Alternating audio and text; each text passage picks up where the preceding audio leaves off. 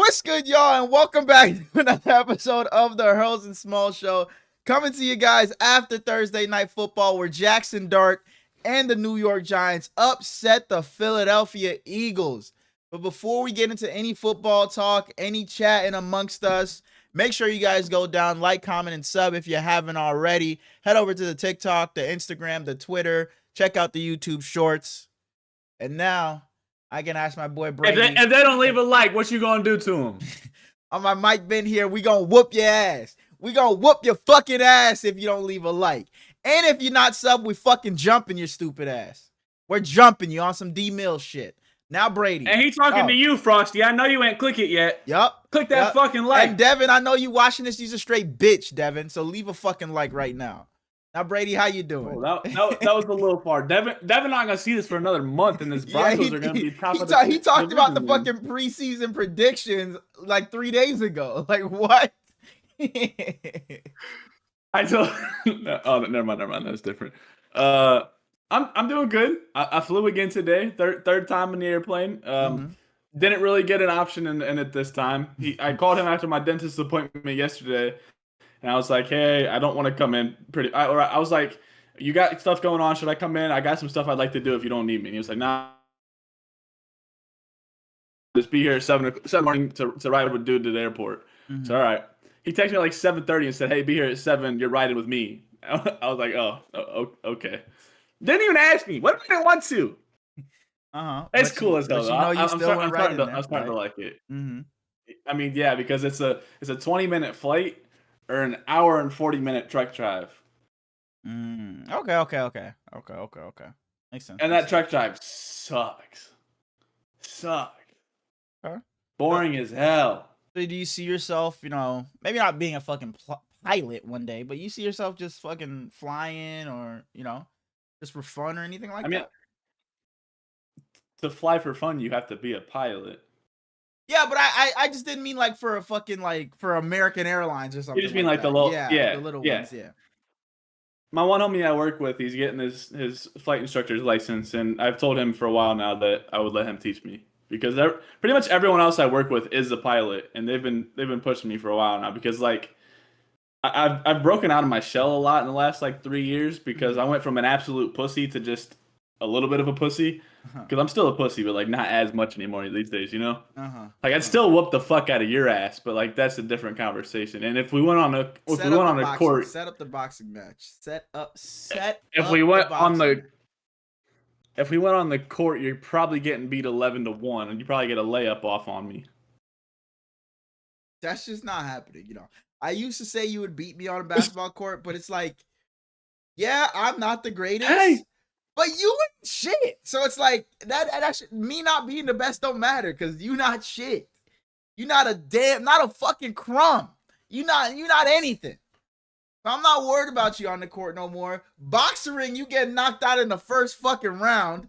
We can take it to the octagon, have Dana White screaming on the choked side. Out. You getting fucking choked out. Go. Here we fucking go. Take it to the football field. And don't even get on that football field. Don't even put it there. I'm routing you up. I'm routing you the fuck up. Routing you the fuck up. And let you line up across from me on offense. Boy, I'm strapping that shit up. I am strapping that shit up. And what? Let's say I'm the running back and I meet you in the hole. I'm running your ass over.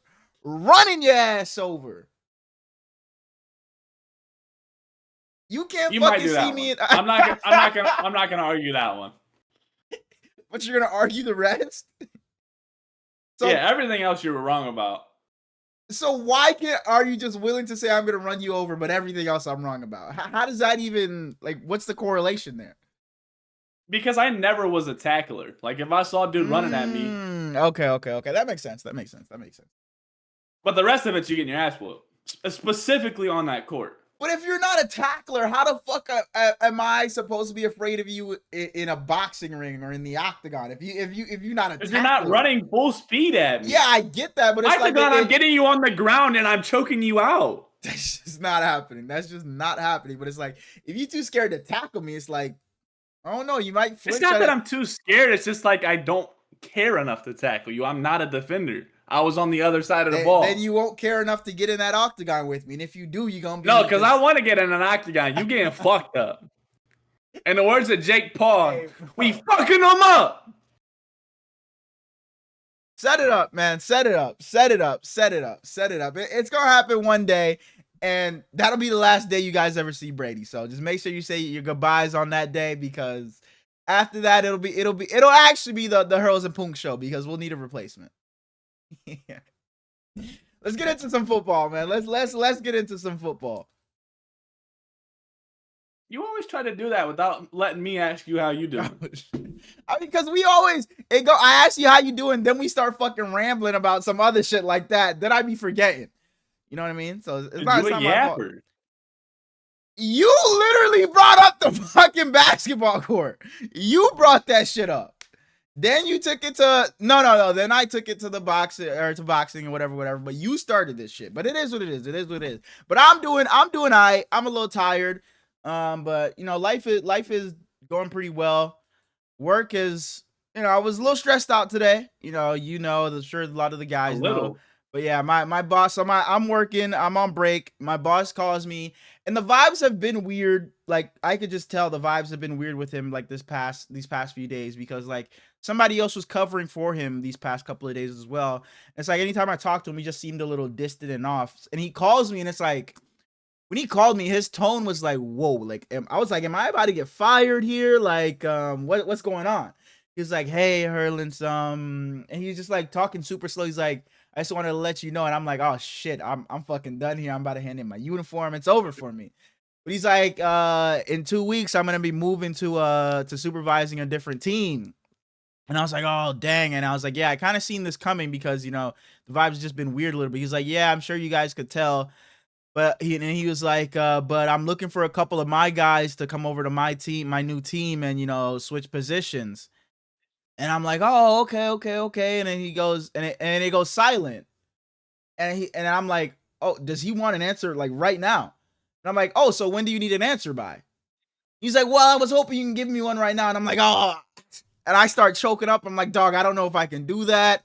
And he starts like kind of like trying to persuade me into doing. Let me not say persuading, but he's just like laying out like how it would be. He's like, yeah, you're gonna be working the bigger stores. You're gonna be placing orders for the bigger stores, like the Publix, the Walmarts, the Targets, and so on and so forth. He's like, it is gonna be a bit different. Like you're not gonna be getting as many miles. Like he was honest about it. He's like, you're not gonna get as many miles as you are getting now, which is a lot less money, because I get paid for every mile I drive. Like you're not gonna get as many miles that you are getting now, and you're only gonna be working a few stores, but it's gonna be bigger stores. So it is gonna be a change, but if you're up to it, just let me know. It is a higher position, so it's like I know I've been telling you guys from the start. I want to help you guys build, grow in the company. So this could be a step for you to grow in the company. And I'm like, fuck, bro. Like he's right, but it's like I just can't lose out on all that fucking money. So I call my coach George. I've talked about him on here before. George, that's my guy, my work boy. And I called George. I was like, yo, George, did G call you like talking about like he's moving positions? He's like, yeah, he did. And he's like, and George was telling me, but I told him straight up, like I can't do that. Like he's like, I just can't lose out on the money.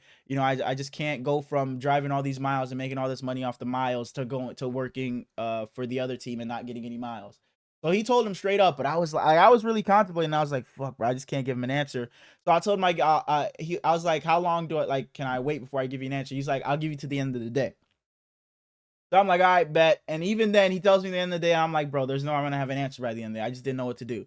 So I sent like a 20 snap long video to like some people, like my brother, the guys, and then I send you a video on iMessage, and I'm like, bro, I just don't know what to do. And everybody's giving me a different answer. Literally everybody. Rodney's telling me, nah, just stay where you are, make your money that you're making now. Don't give up the money that you're making now, because eventually that if you're still doing what you're doing, that job position will eventually be open for you. You put it in such a way where it was like, whoa, like you put it in the NBA comparison. It's like somebody betting on themselves. If I go to this new position and I work my ass off and they see me working, then maybe I can get even more money. And that's when I was like, fuck. And then the guys were telling me, it really depends on, if you take in this less money, are you still going to be able to be like stable? Are you still going to be able to support yourself and pay your bills or whatnot? So I'm just contemplating it all. I'm like, bro, what do I do? I even talked to KB. Like KB was texting me, like giving me some advice as well. And I was like, bro, what the fuck do I do here, bro? Like I was legitimately stressing out so much. I feel like it was making me work like slower because it was just all on my mind. So it gets to the end of the day. I give him a call, like just to let him know that I'm all done. And then I'm hoping like he doesn't ask, like he just lets it just fucking like whatever. We just don't even have the conversation, and he just forgets about it. Then he asked me, he's like, "Hey, so what's up with the the position change?" And I'm like, "Fuck, bro, what do I do here?" And it's like I've been thinking about what everybody's been saying, and I was like, "Bro, like I understand that it will be, it's not like I'm losing half my fucking paycheck or anything. I'm still gonna be making the same like pay rate and the same hours, but I'm just losing out on the mileage. So it's just that extra check that I'm missing out on, that extra few $100s. So I told him, it's like, I just don't want to have to deal with oh, and I didn't mention this, but one of the biggest things for me was him, like working with him, because he's like a great supervisor, and I just didn't want to have a dickhead supervisor come in, and it's like, fuck, I should have switched. So I told him, I was like, you know what, G, I think I'm gonna, go ahead and join your team and, switch positions. And it is an upgrade for me. So it's like, in the long run, it probably will be better for me. Like right now, me staying at that same position probably would have, benefited me like in the present, because I still would have been making that money. But I think me switching and getting a better position benefits me in the future, in the 6 months when I get that pay raise or whenever it is. So if I'm looking 10 steps ahead instead of 2 steps ahead, I think this benefits me in the long run. So I did take the position promotion, and, now I'm part of the sales team. So yeah, I'm no longer working for MSO, and it's going to be a little weird, but I don't start, like right away, like, cause he has his training that he has to do for a couple of weeks. So I'm going to be still working for the same group. And after that, then I switch over, and we'll see how it goes. I'll let you guys know how it goes. But yeah, I was stressed out about it all day. I literally came down to the last second till I made that decision, and I'm fine with it now. Like I'm not worried about it. Or if it, because he said like, if you don't like it, I could try to get you back or whatever. But I think even if I don't like it, I'm gonna stick through it, because I don't want to go up to that position and just be like, oh, this is too much for me, I'm gonna go back down. So whether I like it or not, I'm just gonna stick through it and just just continue to try to grow. So yeah, work was stressful, but I'm doing good. We talked about it a lot today, so I Mm-hmm. mean, not a whole lot more we can say. For But sure, for sure, for sure. congrats again. Thank you, thank you, thank you. How the fuck you talk to KB about that shit? You asked his opinion. I asked him, yeah, I asked him. I was like, I know, because I was like, I know you, in the position you are. I was like, you're probably someone that had to have taken a bunch of different risks. So I was like, what do you think are like, how do you weigh this, me taking this risk and me going to this different position? And then he just he leaned towards me taking the new position. He was like, but I had already made the decision before he even texted back. Like I already I had my mind set. He was like, if it's up to me, I'm always gonna take the higher position, even if it doesn't mean coming with like higher pay. I was like, yeah, you're Immediate right. So yeah, immediate rewards, pay. yeah. Yeah. So that's what I ended up doing. And yeah, shouts out to everyone that helped me. Even if you said I should have stayed, I appreciate all the help. And here we are.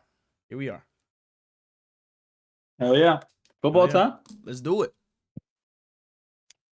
One quick thing before we get into football. Uh-huh. Khalil Ware had 29 in the most recent preseason game. Shouts out to him. He had to win it all this year. Let's get into the Eagles and the Giants. I never even stuck my hand up for that bullshit. But the New York Giants beat the Philadelphia Eagles 34-17. Jackson Dart was out there looking like fucking Patrick Mahomes, not knowing when to slide though, just diving headfirst 100 times. Fucking clearly training with Cam Scatterboo, because this guy just would not go fucking down. Oh my goodness, bro. Like Jackson Dart, please. Bro, But as bro, he went to that blue medical tent, right? And it was like he might have a concussion. They're testing out a bunch of shit. And Dable was on the sidelines like freaking out. He's finally out of the tent, and the commentator, fuck, I can't think of his name, the older guy. Al Michaels, yeah. He was like, that looks like a guy that's going to be out on the field next time the offense takes the field. Dable walks over to him and fucking slaps his head. Yeah. I was like, dude, You can Might tell not be the Brian best time to Dable be doing loves that. him. You can tell Brian Dable loves him. Like the He second was he went pissed out, at the that dude. second he went out, he was absolutely pissed. And you saw Russ come in for a second, and boy, the crowd Bro, fucking was I pissed. felt bad for So him. bad. Like I saw Russ just doing the warm-ups on the side with like the center and taking the snaps, and I was like, oh man, they're gonna be absolutely pissed when Russ runs onto the field. Then he had He that didn't even do that anything wrong. It was just he had he had that a bad. that bad throw, and then the crowd fucking lost it. Everybody was just booing and shit. Boo. Yeah. And then seeing him walk off the field, putting the mouthpiece on the helmet, I'm like, fuck, man. Russ is such a good guy. I hate this for him. I hate that he's just not good anymore, man. Man, but He's got to get out of there, dog. he has He just to. doesn't fit the Doesn't fit it. Jameis fits it so much more than Russ does. Russ just has to get out of there. Has to just go somewhere else. Anytime the sidelines are shown, Jameis is over there hyping someone up, putting up the W, slapping Cam Scatterbo on the head. Absolutely, and like you said, Russ just doesn't fit the energy. But on to the game itself, a disappointing loss for the Eagles, and we've been talking about it this season. Like the Eagles have been disappointing. I remember saying it a lot last episode. It's like, yeah, the Eagles lost, but they're still 4-1. Yeah, the Eagles look bad, but they're still 4-0. Yeah, they look bad, but they're 3-0. Now the Eagles are off back-to-back losses, sitting at 4-2. Jalen Hurts doesn't look very good in this game. The offense as a whole, again, doesn't look good in this game. What's the problem with the Eagles? What's going on? I don't think Kevin Stefanski is a good coach. I've thought that for a long time. Kevin Stefanski. I think you that mean Kevin. Holy shit! Yeah. I said Kevin Stefanski. Yeah. My fault. You're good. I don't think that Kevin. What is their fucking head coach's name? Because I've said Kevin. Nick Sirianni. Nick Sirianni. Sirianni, not Stefanski. Golly, I don't think Nick Sirianni's a good coach. And I thought that pretty much the whole time he's been there. He's been to 2 Super Bowls, but it's been with God squads. Yeah. Kevin Pachulo, that's the Kevin I was thinking of. Yeah. He's got a lot of flaws. He has no balance right now. He's either super pass heavy or super run heavy. Yeah. He had 6 carries with Saquon last game, and then he starts this game with like 4 straight. And it's and dude, Saquon looked good. You can do a little bit of each though. Mm-hmm. For sure. He gets caught up on shit, and I mean, like, I like what he's doing in the red zone so far, but like full field going the whole way, I'm not loving it. He's getting a lot of little trick play type things, little flip offs to Dallas Goedert. Goedert. Yeah. Wow, my brain is not thinking today. In the red zone, and it's working cool, but 4 straight tush pushes when you have Saquon, that was disgusting. Hey man, like I've always said, I don't give a damn about the tush push. I really don't care. It doesn't affect me. But I will say, 4 straight did have me like, all right, come on now. What are we doing here? 4 straight that's like the first time I've been like, all right, come on. Like, we got to do something else. Like, 4 straight just isn't fun to watch. Like, one here, one there, but 4 back to, it was 3rd and 3 on like the 4-yard line. Then they run it. Then they run it on the 4th. Then they run it on 1st and goal from like the 1. Then they don't get it. Then they run it again. Like, oh my goodness. It's just like come on. And you see Saquon running off the field just cheesing. It's like, man, it's just, I don't even know how to explain it. It's just, it's not grimy, but it's just like, come on, bro. 4 straight. I understand it running it once, but like, let's just go to something else. But on the Giant side of things, Jackson Dart, bro. The Eagles pass rush got after him so many times, but he was just jumping. It's like, it was like, it wasn't even fluid the way he was moving. I don't know how to explain it. He was just jumping all over the place, scrambling around and finding somebody down the field. It looked like he would sack 3 different times on plays, and he would find a way out of it. Just run around and find somebody down the field. He made so many good throws. And I think his best throw of the night, I think it was to Jalen Hyatt up the left sideline. But they ended up calling a penalty in the end zone on the left side of the end zone, but he didn't come down with the catch. I think that was his best throw of the night. Jackson Dart was phenomenal in this game. He made so many big throws. It started early with that throw to Lil Jordan Humphrey. He was really good in this game.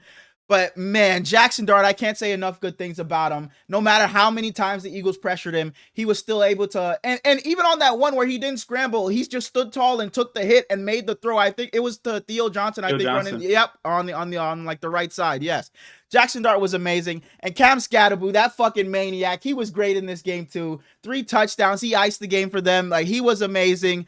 I already talked about Lil Jordan Humphrey and the Giants pass rush. My goodness. Brian Burns in specifically, Phenomenal. he was amazing in this game. Kayvon Thibodeau had some really good plays. Yep, he had some good plays in this game. He set the edge really well for the Giants. Man, the Giants played. This is what I thought the Giants would be this season. Maybe not knocking off the Eagles, but I thought they would be this competitive team based off of their defensive line, and that defensive line being able to get pressure on the opposing team's quarterbacks. But now you have Jackson Dart, who's in here playing serviceable to good quarterback play.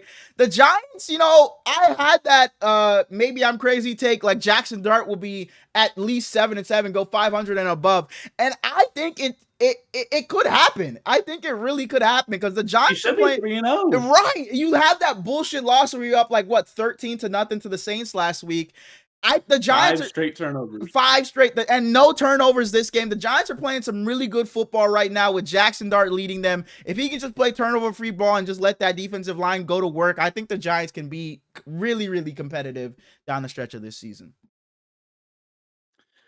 This game, it was competitive at halftime. I think the Eagles were up 20, or no, the Giants were up 20-17 at halftime. The Eagles had the horrible clock management going into half. Mhm. And then Scadaboo scored again, so it was 27-17. But I mean, midway through the second, or midway through the third quarter, the 10-point deficit isn't the end of the game. You always felt like the Eagles, okay, it's like eventually the Eagles are just gonna, go score. The Giants may have a turnover, then the Eagles are just gonna win this game. If you had that feeling, but the Giants never let up.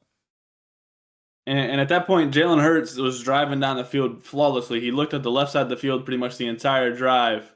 And he eventually throws over there to Diami Brown, and Cordell Flott just jumps it beautifully, man. That pick couldn't have been. It was like a perfect, exactly perfect. Yeah. It was a perfect user timing and like Madden. It was beautiful. Yeah, and he takes it like 70 yards, and they end up punching it in again with Scadaboo, and then Dane Belton punches it out of AJ Dillon, which I don't understand why AJ Dillon's even in the game. Where was Saquon? I was literally telling my brother we were watching the game on the couch. I'm like, where the fuck is Saquon? Are you trying to come back in this game? Are you just waving the white flag? Like, what's going on here? And then Jalen Hurts had that missed throw to Devontae Smith on the left side where he was butt naked. That's when you talk about dick out, man. Devontae Smith had everything fucking out. He was so wide open, and Jalen Hurts just missed him. This wasn't a great game from Jalen Hurts, and it's like you said when we started, you just got to find a balance because Saquon Barkley shouldn't have 12 carries in this game, and Jalen Hurts throwing 33 times. You started the game with, like you said, with 4 Saquon rushes.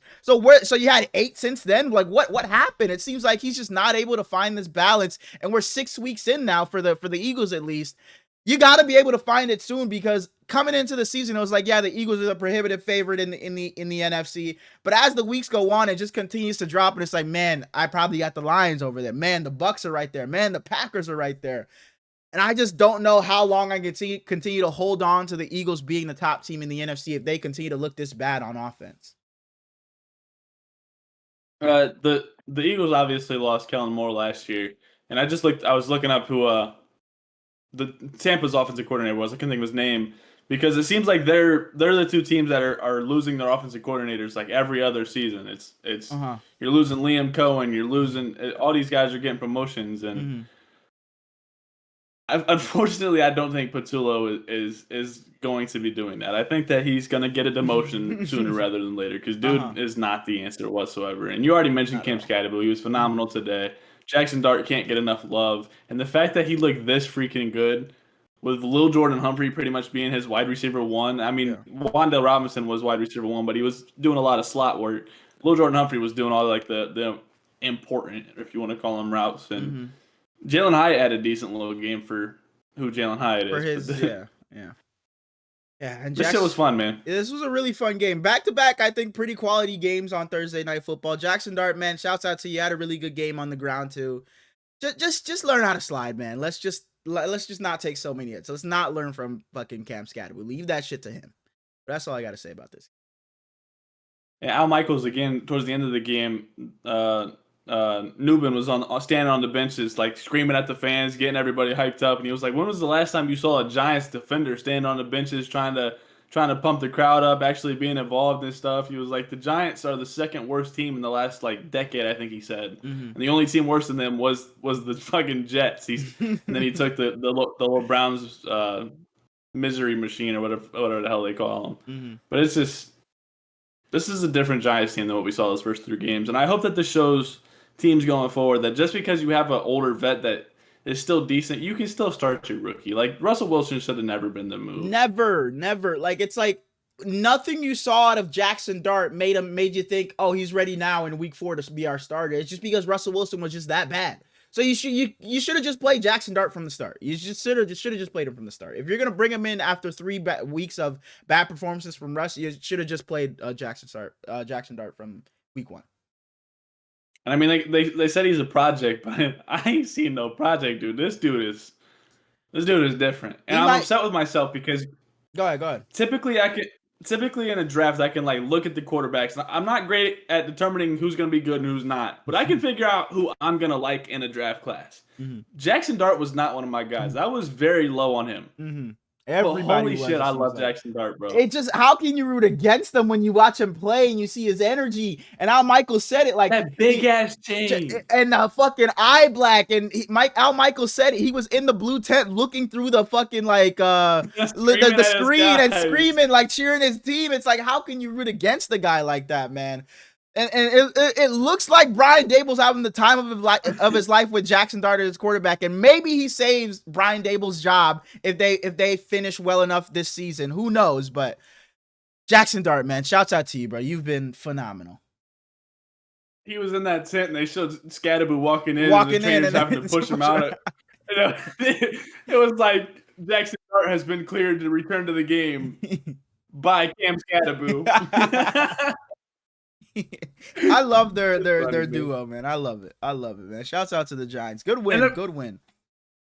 The fact that Theo Johnson and Jackson Dart are like best buds now too, I love Theo Johnson, so that makes me happy. And the vibes in New York are great, man. I love this for the Giants, but the vibes in Philly got to get right, man. They got to get right, or I wouldn't be surprised if this is another year where I think they do, because I think I think there's teams that can just knock them off. The Packers, the Lions, the Bucks. So. I think all will knock them off if the Eagles continue to look like this. All of them. I don't really fuck with the Eagles. So I mean, that'd be cool to me. I don't not fuck with the Eagles, but if there's any team I fuck with the least, it's the Eagles. But I don't dislike them. Steelers easily. No, I think it's the Eagles for me. All right, because it's like, again, I don't hate them, but. Fuck the Eagles. I saw Carson from Nerd Sesh tweet out that the 2 best teams in the conference are both in the North. Would you agree? No. I would say the Lions and the Bucks are the 2 best teams in the NFC. I responded and said Baker Mayfield doesn't play in the North. Yeah, right, exactly. And I would have responded with the same thing. Yeah, I think the Lions are 1, Bucks at 2, and then Eagles Packers. Eagles can be number 3.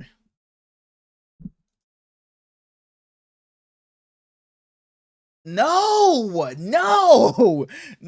got a few more teams above them. I got the Seahawks above them. I got damn near the entire NFC West. I got above them. I got the fucking Commanders above them. I got the fucking So you're predicting them to miss the playoffs? These guys? Yeah.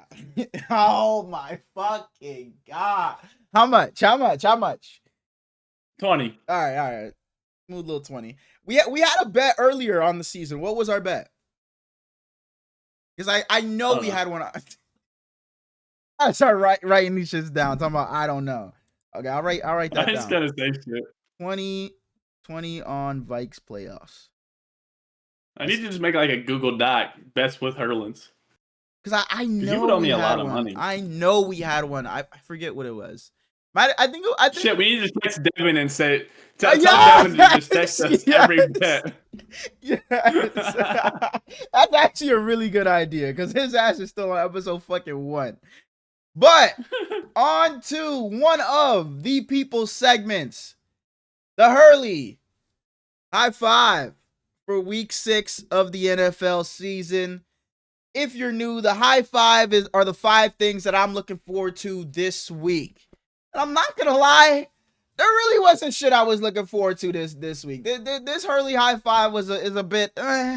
It's just whatever. It's just whatever. And I think at number 5, he might be mad at me.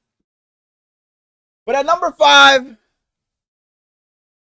I got Joe Flacco over there in Cincy. I want to see what the Cincinnati Bengals look like. There wasn't much for me to pick from this week, man. I want to see what the Cincinnati Bengals look like with Joe Elderly Flacco. abuse. With Joe Flacco over there. I want to see if he's going to be having a maybe not run for his life. He's just going to be dying back there. Or if he can get a little bit out of this offense, get the receivers involved. At number 4, I got a rematch of what killed the Bears season last year on a Hail Mary. I got Bears versus Commanders. I think that's Monday Night Football. I think that's the second. Yeah, the second of the 2 Monday Night Football games this week. Fucking Roger Goodell. I'm excited to see because I like where the Bears are headed right now. I think Caleb is on the uptick. I want to see the Bears win this game. You're a Caleb guy now? I swear you weren't a Caleb guy. But I want to see the Bears win this game. But Jayden Daniels is back with the Commanders, and the Commanders look good this past weekend. At number 3, I will be at this game, so it did slide a bit higher for me. Niners versus Bucks. I will be in attendance, so there will be no live stream this weekend. I will be there. I'm excited to watch Mac Jones. I wish I had a Mac Jones jersey to wear there. But Niners, Bucks, absolutely the fuck not. And they definitely won't be selling them. I fuck around buy a Baker Mayfield jersey before I buy a Mac Jones 49er jersey. At number 2, I got a team that, lost this past week, but they still looked better than they have previously in the season. Sorry. And I got probably the best team in the league right now. I got the Lions taking on the Chiefs. I'm excited for this matchup because the Chiefs really need a win here. They just lost to the Jags, but their offense has looked better these past couple of games after playing the Ravens, then the Jaguars on Monday Night Football. And the Lions have just whooping everybody's ass besides the Packers in week 1. So I'm excited to see what happens in Lions versus Chiefs. And in my number 1 slot, I had this team in my number 1 slot last week. Then they went on to beat the Chiefs. But I don't just got them in the number 1 slot because I got a team that lost last week and their quarterback is fucking top 10 right now.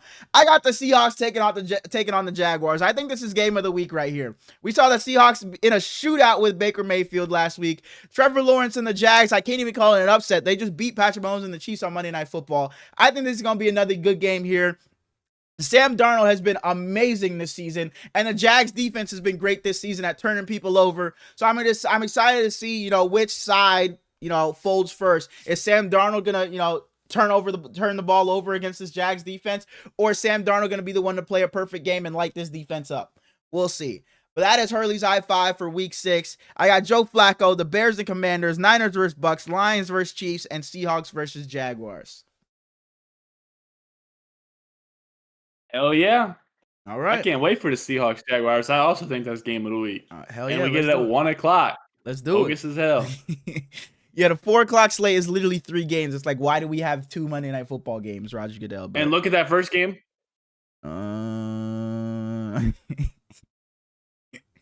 The 4 o'clock slate is 2 games. 4 o'clock slate might be 1 game, depending on what Joe Flacco we get. That fuck around just be 1 game. Oh shit! I forgot he was fucking. We got 1 game at 4. You know what I'm gonna be doing at 4 o'clock while you're at the game? Sleeping. Wow, sleeping on Mac Jones and your boy Baker Mayfield. I would Baker never gonna put belt to head. That's not. You really chose to go to a game. That's not what my paper says team right is gonna here. get bent over. Well, what fucking game was I supposed to go to out of state? Like, what do you want me to do? It's not like we played the Dolphins or something. That's a good point. But starting off with the first game of the Sunday slate, seems like we got a game over there every damn week this season. I think this one is in London. The Broncos taking on the New York Jets. I'm going to keep this one short and sweet. The Jets defense has been putrid this season. If there's any defense Bo Nix can look good against, it's this one. He looked great at the end of the game last week against the Eagles. I think he carries it into this week. And I think this Broncos defense is going to give Justin Fields some fits. So I'm going to take the Broncos in a landslide here. I think they fall to 0-6, which is such a terrible start for the Jets, who I thought could be competitive under Aaron Glenn. I think the Broncos are going to come in here and dominate from start to finish. Bo Nix is going to look the best he's looked this season. And I think Justin Fields struggles against this defense. I think they're going to get after him all day. They'll get him off his spots. And I wouldn't be surprised if we see a stinker from Justin Fields in this game. I don't know what that face is for. Here you go being biased again. Let me guess. Justin Fields about to light it up. He's going to be number one in the quarterback corner. No way he loses to some guy named Bo Nix. What do you got to say? What? You were just cooking right there. Everything you said that last little bit. So I just shouldn't have mentioned Justin. Roger Goodell is really forcing me to wake up early to watch this game. Like I woke up early to watch last game because I was excited. But let's go back to putting the Steelers at 9 o'clock so I don't have to wake up. No, the Steelers are the perfect 9 o'clock team. They really are. Because I don't give two fucks about them. They can play at 9 o'clock every week for all I care. And I'll miss every single one of them gladly. I do not care. Let's send the Steelers to London. Let's send the Titans over there. Gino, go have fun in Dublin. Yup. Not Justin Fields though, man. I gotta wake up and watch my boy get his ass whooped in a different country. Are we for real? We can't at least play like a less good team. Like the Broncos, in my opinion, are one of the better teams in the AFC. Like one of the best teams in the AFC. Mm-hmm. And Justin, I love you to death. Look at least competent, please. But I think they're gonna get belt to ass. Yep, belt to fucking ass. What the fuck? Yeah, it's the first game. I didn't even, bro. Yeah, Roger, what are we doing with this fucking schedule, dog? Moving on to the first game of the 1 o'clock slate. We got the Seahawks heading to Jacksonville to play the Jacksonville Jaguars. Who you got? Before we even talk about the game, we got to talk about the news. Oh, you're right. Tyson Campbell in a 7th round pick traded to the Cleveland Browns, little dumbass, for Greg Newsome in a 6th round pick. Mm-hmm. And I don't understand it because they paid Tyson Campbell and he has not been very good. And Greg Newsome's been phenomenal. Amazing,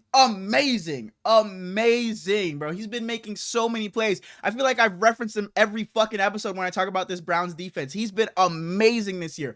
I love this for the Jaguars. A defense that was already making plays. Now you get a corner out there and Greg Newsome who's going to be strapping shit. I absolutely love this for the Jaguars. This is such a good pickup for them. I thought this was going to be the Browns starting a bit of a fire sale. Like I thought we were going to see a couple more people get popped off. Maybe it does happen in the coming days, but I don't understand it. I really don't get it because like you said, they just paid Tyson Campbell. So you're locked up into that contract. I really don't understand it from the Browns point of view. It just doesn't make much sense. The Browns are only paying $3 million the first 2 years with him.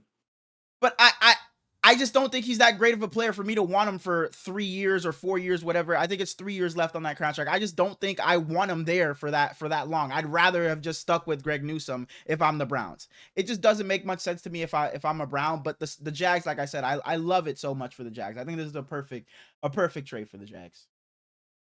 I think it's stupid on the Browns part, but I can see why they do it. $3 million a year for the next 2 years isn't bad at all because he's not a bum. I mean, he's been bad for what they gave him. You're gonna have to pay the last year of the contract pretty much the full amount, but Greg Newsome is a free agent this season, and he's gonna cost a lot of money. He's a really, really good player.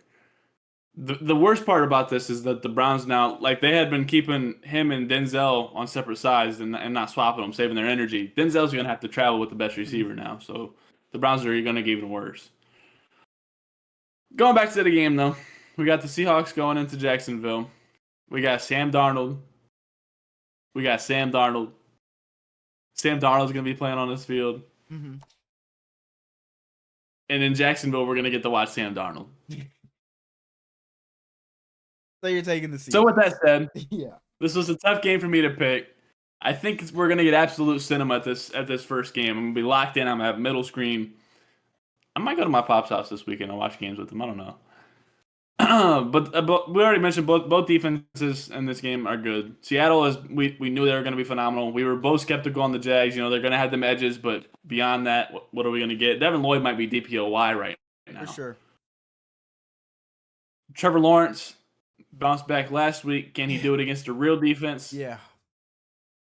That's the We'll see. holdup in this game for me too. That's why I'm leaning Seahawks as well. I ended up taking the Seahawks, and I think it'd be because I both did as well. the Seahawks defense is better, but both defenses have been great.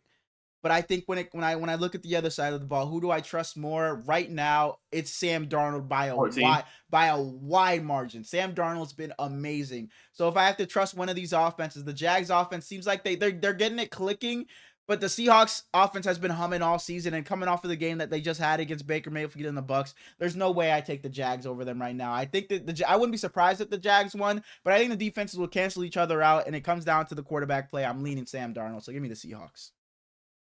You used to tell me he was a bum. You used to tell me he sucks. Those words literally You used to say that he's a stinky and smelly. Literally never came. Literally from day one, I said I like Sam Darnold. I think he's good. You was just talking way too crazy for me. That's all. You looked me in the eyes, eye to eye as a man, and said Sam Darnold fucking is putrid. Moving on to the next game, the Chargers head to Miami. Whoa! Clint Kubiak has been phenomenal for the Seahawks. The Saints are silly for letting him move on. Go ahead and move on. Moving on to the next game, the Chargers head to Miami to play the Miami Dolphins. Look, on paper, it's like if you're just looking at the two teams, it's like, oh, I'm rolling with the Chargers easily. But the Chargers are so beat up. That offensive line is beat the fuck up. Omarion Hampton is out. Man, I'm gonna lean with the Chargers. You know still. Who they could use right now? Who's that? I'm gonna lean with the Chargers. You know who they could also use right now? Who's that? Oh my! Shut your fucking mouth! Shut your fucking mouth! Shut up! They could use 21. They could use 21. Got that little beard. Got that little thing up here. Jumped in that red bucket on Thanksgiving. Salvation Army bucket. Give him a call, John. Give him a call. Jim, sorry, not John. John, don't give him a call. Holy shit, I don't want him in there.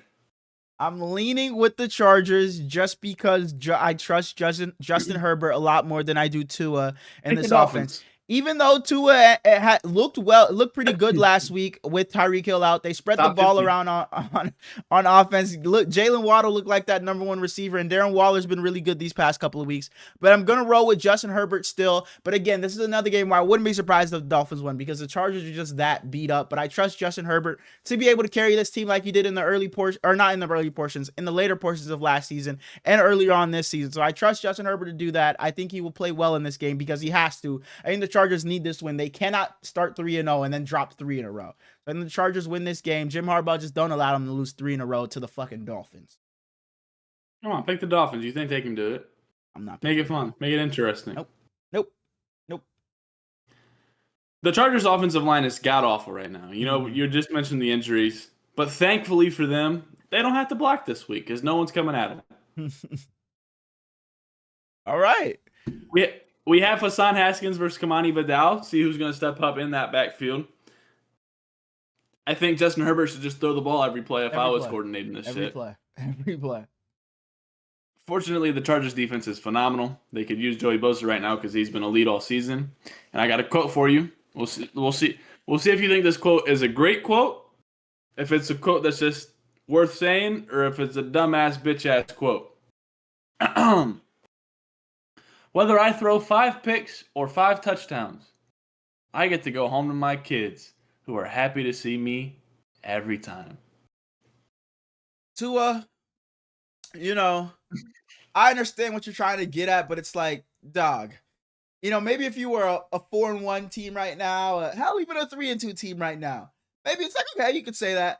But it's like, Tua, you have that. Then you have the other one where it's like, oh, they only gave you a couple of questions. And you're like, man, is this what winning is like? I only get this little question. It's like, Tua, what are we doing here, man?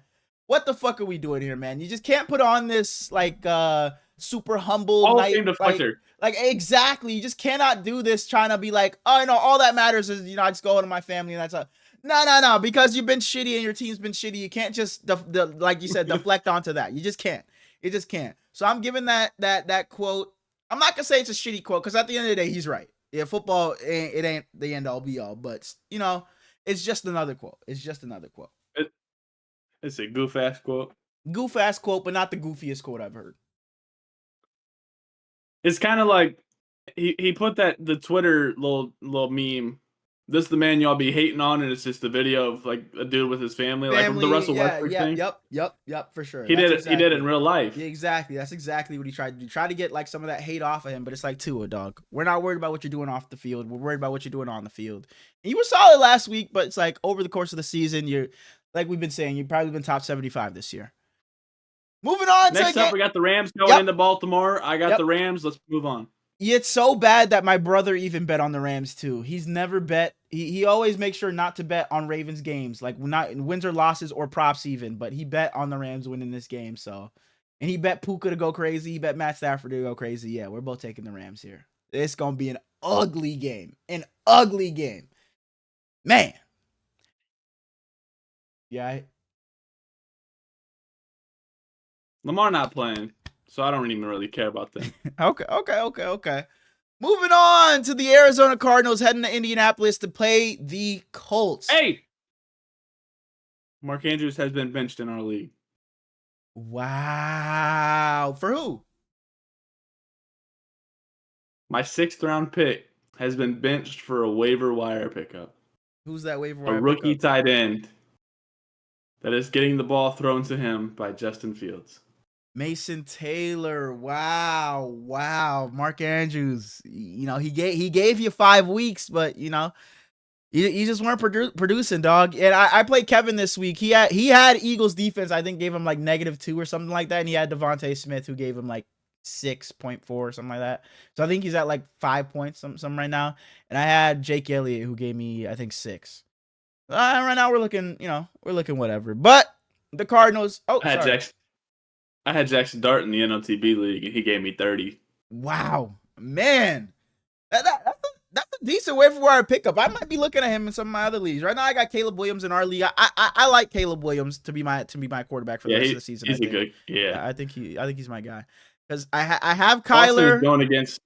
Kyler's on the cut list. Kyler, watch out, Kyler. You might be looking for a new home soon, dog, because you're this close from being cut. You're this close from being cut, dog. But I'm gonna hang on to you for now.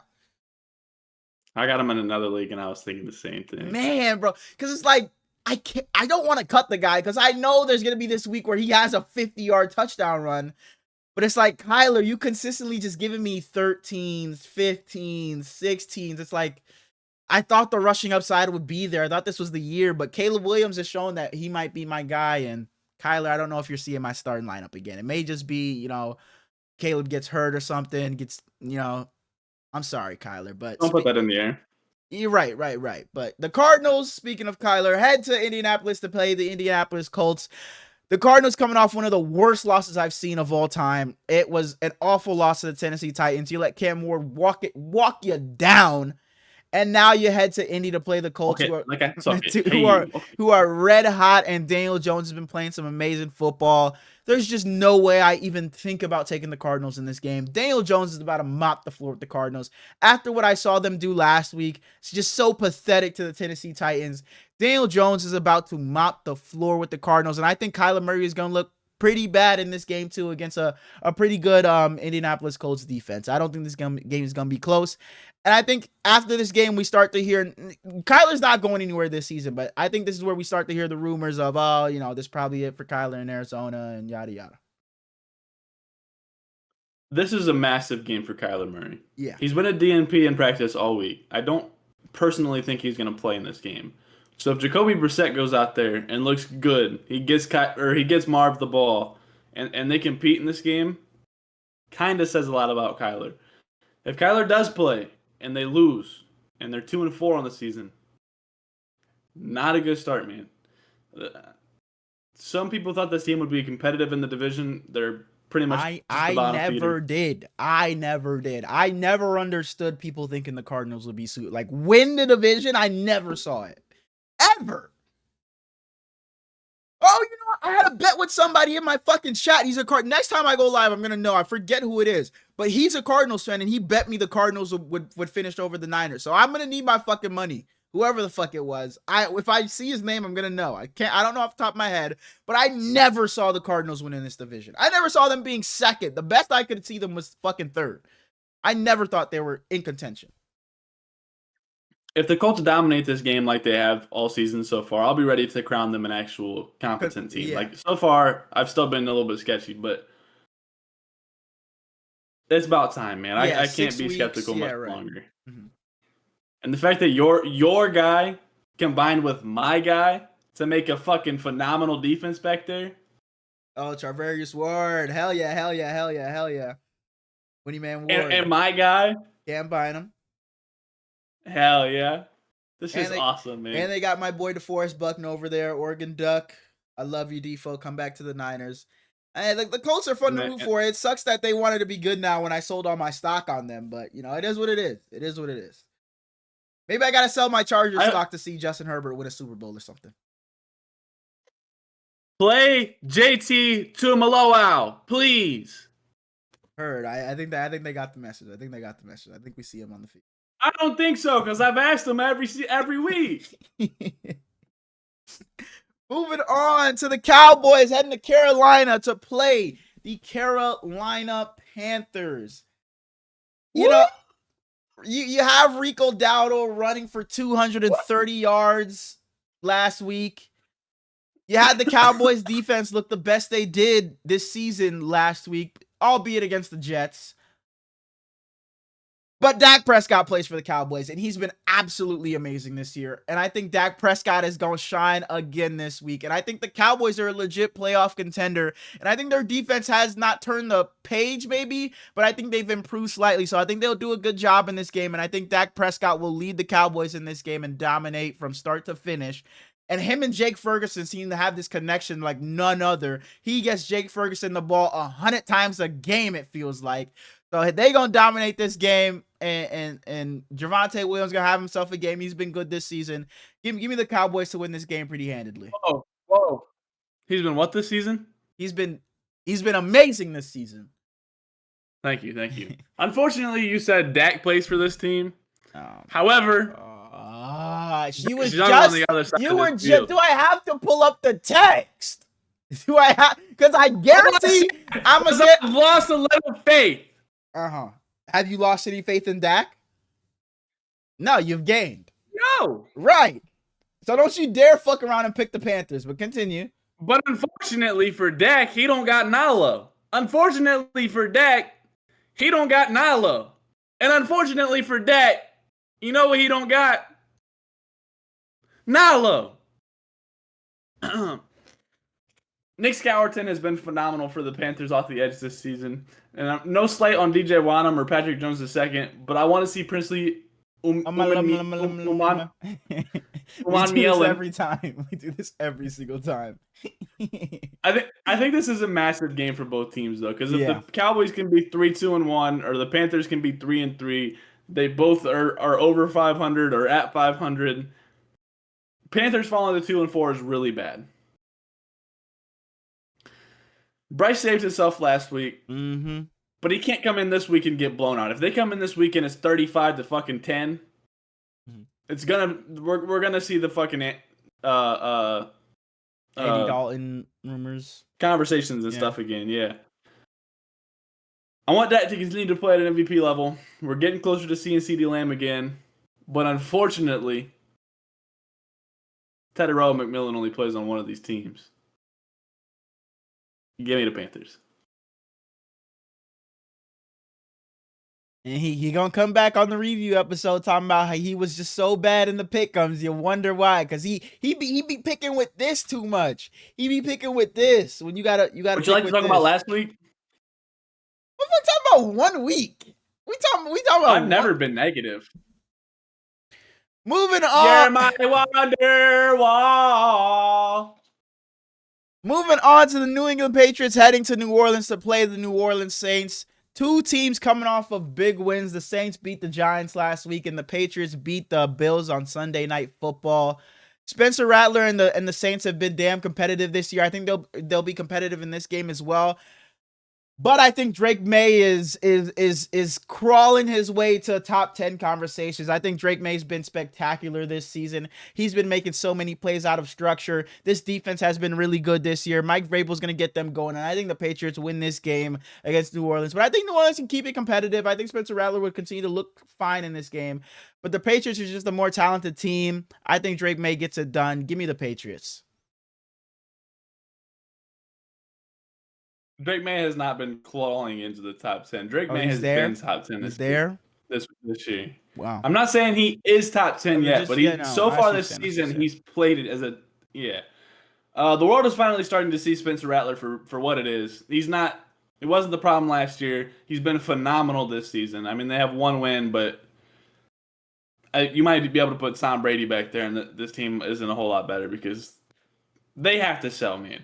There's no reason for them to be in cap hell right now for the team that they have. Alvin Kamara can't be a Saint for much longer. He just can't. Cannot be. Bro, I am proud of Mike. I went into his stream last night, and he was like, Smallz, I want to ask you a question. I was like, okay. He said, is there a chance Alvin Kamara gets traded? Because I just picked up their rookie. I got Devin Neal on my team, and if Miller's their RB1, then I got a chance with him at backup to get some points. And I was like, damn, Mike knows who Devin Neal is? Okay, Mike. Bro, I was so proud of him. And I was like, hey, I'm going to warn you early. Juwan Johnson, because he's got him as tight end 1. I was like, he's going to start losing snaps because Foster Moreau and Taysom Hill both came back last week.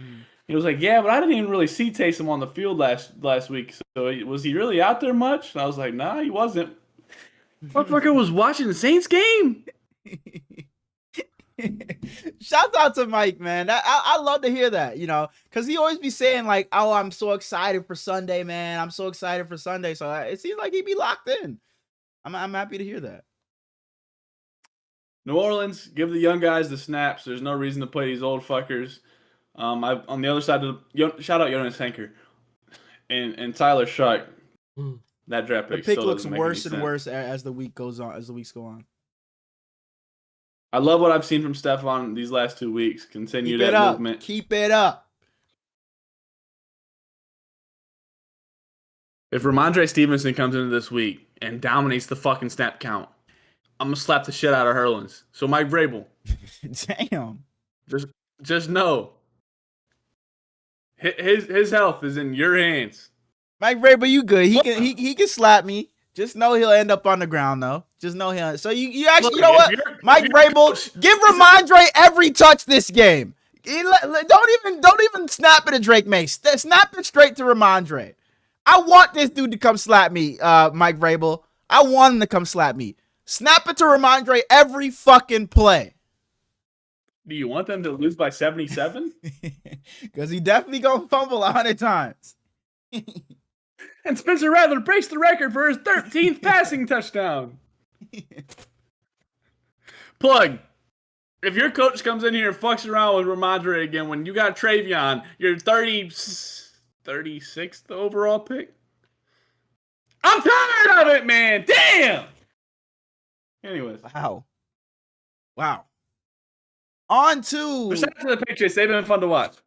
On to the Browns, headed to Pittsburgh to play the Steelers. It feels like I haven't seen the Steelers in 3 months. Like, it feels like I haven't watched them in forever. I know they're on a bye, but man, it feels like I haven't seen them. And the world is a better place for it.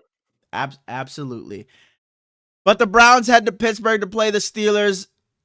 Dillon Gabriel looked solid last week. I don't know if I see that coming this week. I think the Steelers are going to do a good job at neutralizing that offense. I think you sell out for QJ and you make Dillon Gabriel beat you, and I just don't know if he's going to be able to do that against the Steelers defense. And Aaron Rodgers and that offense has looked pretty good this year. Him and DK still have some things to, iron out, but DK's been able to take a couple of to the house. He's been good, getting in the red zone, getting some short touchdowns. So I'm going to take the Steelers to win this game against the Cleveland Browns. I'm sure they'll make life tough for Aaron Rodgers, but I just don't think they'll be enough, per usual, for the Browns this season. Their defense just won't be able to hang on for the entirety of the game because their offense ain't going to be doing much of anything. Give me the Steelers. I've heard this is where real football is played. Okay. Who said it? Couldn't tell you. How does it feel to be going into your first AFC North battle I'm excited, man. I've heard this is where real football is played. Talk to him, Dylan. Talk to him, Dylan. That's why you're QB1. Talk to him, Shador. That's why you're QB2. Talk to him, Tyson Campbell. That's why you're CB2 over there now. It's Donkey Kong. Talk to him, DK. That's why you're receiver 1 over there. Jaylen Warren's back. Last time we saw the Steelers offense, Kenny Gainwell went for 412 yards, and I would rather see Kenny Gainwell. I'm not a Jaylen Warren guy. Quinshawn's been amazing. I would like to see Myles Garrett hit Aaron Rodgers with at least 12 Adam Copeland type spears. That would be fun in my book. You're not an Aaron Rodgers guy, man. Wow. When Myles isn't hitting him, Carson Schwarzenegger go ahead and hit a couple Batista bombs. Give me the Browns. Whoa! I wanted to take the Browns because it's like I don't want the Steelers to be for. Maybe I do hate the Steelers. Maybe I do because I wanted to pick the Browns just because like I don't want to give a win to the Steelers, but I respect you taking the Browns. At least one of us did it. Moving on. You shouldn't hate a team, bro. You need to be unbiased. I would never hate a team. Right. And I gotta stop just picking all my teams to win every single game. I gotta stop doing that shit. You know, you're absolutely right. You're absolutely right. Yes, scratch your fucking. No, you can pick your own teams. There's no problem with that, but you shouldn't hate any teams. Okay, like I shouldn't hate my friend's favorite team. I shouldn't just hate their team, except for when a quarterback I like is at the helm. You know, I shouldn't hate them for that. You know, you're right. Do you do that? No. I was just saying I shouldn't do that. That's probably an example of something I shouldn't do. I would never. Never. And before we move on from the Steelers game, fuck the Steelers, but like we can move on now. The Tennessee Titans head to Vegas to play the Las Vegas Raiders, and the Titans are coming off of a big win last week. The Raiders haven't won since week 1. Geno's looked terrible, but he can't look worse against the Titans, can he? I'm going to take the Raiders in this game. I think Ashton Jeanty has a big game this week against the Titans. I just don't think their defense is going to be able to hold. They haven't been able to show that they've been able to hold for an entirety of a game. I mean, I guess against the Cardinals, but I just don't think their defense will be able to do much. And I think Geno's going to look the best we've seen since week 1. I think, like I said, I think Ashton Jeanty's in for a big game. I expect Cam Ward to look probably the best he's looked this season, though. I expect him to be able to do things against this Raiders defense, but I'm going to take the more experienced team in the Raiders. Geno, please, if you're bad this week, this might be it. This might be it. You might have just been Seattle made. You might have just been Seattle made, Geno. I might be just giving up on you if you're bad this week. You over there just looking crazy. I definitely was just frozen. Yeah. Because you were still talking to my screen, but you were frozen, so I knew I was just sitting there like a jackass. Yeah, one eye was closed. You were looking just like a complete jackass. That's not very nice. Sorry. Pete came out and said that Geno not going anywhere though. He's their guy. Yeah, I'm sure he won't go anywhere, but it's just like my questions for Geno are just gonna be like, oh yeah, you're just shit now again. We got shit versus shittier this year, which is really sad to say because going into the season, I was so excited for the Raiders. They had my man's Dante Jackson. They had Jacoby Myers. They had Michael Mayer. They had Brock Bowers. At least there's one good Brock in the NFL. And then they draft Ashton Jeanty. I like him a lot. I'm picking the Raiders in this game, but I like Cam Ward, so I will be rooting for the Titans. And shout out Unc. I don't know if Vontae watches anymore. I don't think so, but if he is, shout out Vontae. Moving on to what many are calling the game of the week, the San Francisco 49 Hurlins and the San Francisco 49ers are headed to Tampa Bay to take on the Tampa Bay Buccaneers. And as I alluded to earlier, I'm rolling with the San Francisco 49ers in this game. Mac Jones showed me a lot on Thursday against the Rams. He showed me that, and he's walking off as I talk about my Niners, but he showed me that he's able to get it done when the cast isn't there. We didn't have Juwan Jennings. Juwan Jennings looks to be back this week. Ricky Pearsall looks like he's still going to be out this week. But I expect Mac Jones to still be able to play pretty well. I think our defense will be able to not hold the Buccaneers in, but I think our defense will do fairly well against Emeka Egbuka and oh my fucking god, and Chris Godwin. But No Mike Evans. I think that's a plus for us that somebody we don't have to worry about. I think Diamond Lenore should be all over Emeka Ibuka this game. I think that should be the game plan to just have Debo And he's shadow getting his ass Emeka cooked. Ibuka. Shut your fucking Getting mouth. his ass Shut cooked. your fucking mouth. And I think this defensive line You and want to Bryce see what a real and wide Bryce receiver one is. and Bryce Huff can be able to get after Baker Mayfield. And our run defense has been damn good this year, and I think we'll be able to hold up there as well. You know, the numbers have dropped off heavily since Nick Bosa's been out, but I think we'll still be able to hold up against this Buccaneers run game and in the trenches. Give me the Niners because Mac Jones is just Mac Jones, and he's that motherfucking guy. And I expect that motherfucking guy. And I expect Kyle Shanahan to coach up a great game like he's done all season. And I think Kyle Shanahan is going to be the reason we win this game.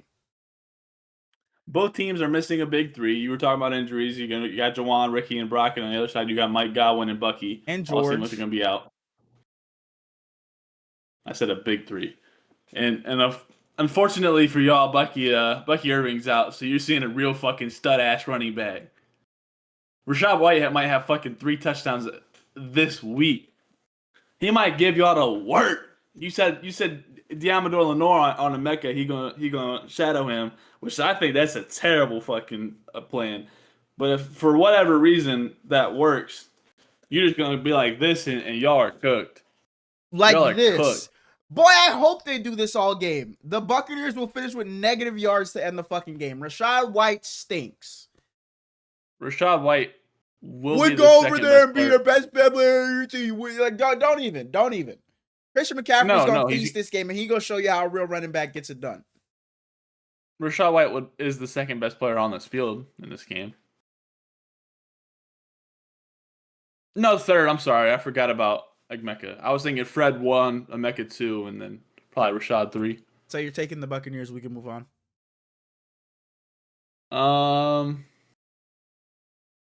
Mac Jones plays for one of these teams. Both defenses are absolutely elite.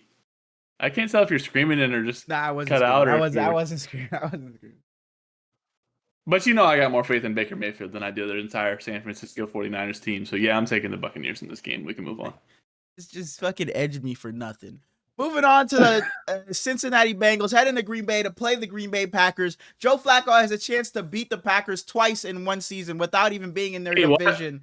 He has a chance to beat the Packers twice in one season without even being in their division. But that shit ain't happening. The Bengals offense probably gonna look like some shit against this Packers defense. Micah Parsons is gonna live in that backfield, and he probably gonna sack Joe Flacco 100 times this game. I expect Jordan Love will come off of this bye and be able to shred this defense up. Josh Jacobs will be able to do his thing. Packers are going to run up and down the field on the Bengals. They're going to be playing catch-up, and Joe Flacco's just not going to be able to play that style of football anymore. So give me the Packers by about 155 points. Some chocolate pudding sounds really good right now. As I was thinking about Joe Flacco, and I was thinking about a nursing home, and I was like, they probably give out pudding at a nursing home, and I love pudding. Do they make, like, protein pudding? Is that a thing? I might have to look into that. That's a good idea. You could just take protein powder and just put it in the pudding. But, like, meh. All right. That's kind of cheating. Is it?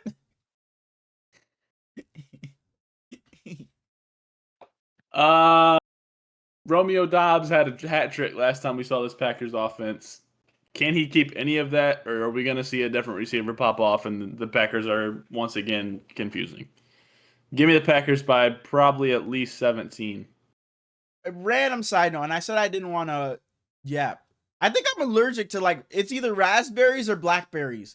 Because my throat is I woke up with my throat super sore, and it happened last night because I went to Whole Foods to go return something, and my friend works there, so I ended up getting some fruit, and I bought them, and I was eating them on the way, and it was strawberries, pineapples, blueberries, raspberries, and blackberries, and I've never had a blackberry before, and I've maybe had raspberries once in my life, but I was eating those, and I know it's not blueberries, strawberries, and pineapple, because I've had those a million times in my life, but I never had blackberries in my life, and I had it, and I woke up and my throat is sore, but it's not like a sore throat, you know, when it be like scratchy and stuff. It's literally like my throat is like aching, like how your muscles be sore. Like that's how my throat feels. And it happened like after I finished eating. Yeah, I know. Pause. After I finished eating the It's either raspberries or blackberries, and my throat's still a little sore. So once this goes away, I'm gonna run the test. I'm gonna run a little science experiment. Try it 3 different times. I'm gonna eat raspberries and blackberries and see which one it makes my throat hurt. Random tangent, I know, random, but my throat A good cover story. yeah, but my throat really aches, and I'm trying to figure out. He just said, yeah. and I'm trying to figure out, maybe I'm allergic, and I just never knew. Sorry. I've never had blackberries or raspberries before. Raspberries are actually pretty. Their texture's just ass because it is just mush, but they taste pretty solid. The blackberries, they can kind of miss me. But blueberries may have moved into my top 3 of fruits. Those blueberries were really good. So watermelon's number 1. Oh my fucking god, you're disgusting. You're disgusting. Watermelon is ass. But continue. Your takes are fucking god awful. You got watermelon. You need to just stop talking about food forever. You got watermelon. You got apple. What you got in your 3? I don't even want to talk about nothing else. Well, I got bananas in my 1. So he's probably got bananas, cucumber, and eggplant. I got bananas in my 1. I got pineapple in my 2, and I got star fruit in my 3.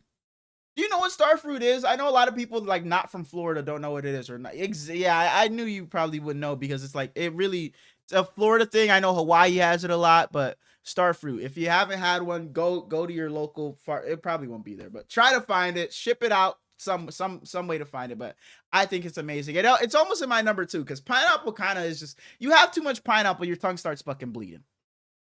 This buffoon just said that watermelon is ass, and then told me that pineapple and starfruit are in his top 3. And blueberries and strawberries are right outside of that top 3. Right outside. This dude didn't even mention apples. Apples are the most. Apples are like the face of the fruit game, but apples are so not overrated, but apples are so whatever. I'm never just having an apple. Ever. That loud ass bang kind of scared me. I'm just gonna pretend it didn't happen though. Alright. The apples are mid. They're so mid. Apples are you're tripping. They're so diverse. There's so many different kinds. You can get a little bit of a sour apple, you can get a sweet apple, you can get a crisp apple. Put some peanut butter on them, put some honey in them. It's a good flavor. Some caramel. There's no flaws in an apple. And it's not quite as good as the watermelon. Watermelon is king shit. I think watermelon is the texture of watermelon, first of all. It's like you're biting into fucking elite styrofoam or something. It's ass.